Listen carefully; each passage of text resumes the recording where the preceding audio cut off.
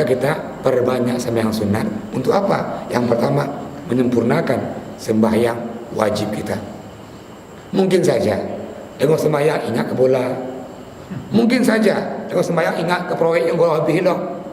Lampu kita mau lemur penuh. Macam-macam ini. Tengok sembahyang apa kecil, rapat lah, masih ada. Macam ini. Maka tadi mungkin saja sembahyang kita ini kurang, lengkapi dengan sembahyang sunat.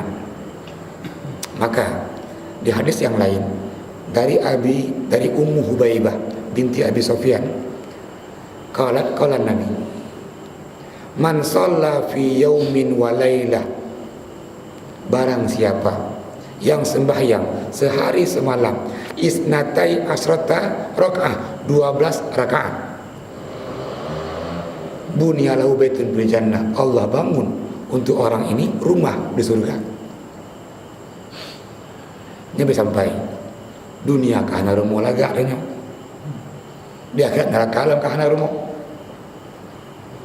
Enggak dapat rumah yang megah dunia ini, cari rumah yang megah di akhirat. Janji Allah ini. Hanapi amumpeng. Tuh 12 rakaat. Arba'an qabla zuhri, 4 rakaat sebelum zuhur. Raka'atani ba'daha, 2 rakaat sesudah zuhur. Setelah itu lagi raka'atani ba'dal maghrib, 2 rakaat setelah maghrib. Raka'atani ba'dal isya, 2 rakaat setelah isya. Jadi 4, 2, 2, 2, 10. Raka'atani qabla al-fajri, 2 rakaat sebelum subuh. Setelah yang wajib tadi tambah ini sunat minimalnya 12 rakaat. Janji Allah, yang pertama yang 12 ini melengkapi yang wajib tadi. Yang kedua, Allah bangun rumah yang megah, rumah yang indah di surga. Maka tayak wawai masjid beda peribang. Ini fadilah amal yang Rasulullah anjurkan.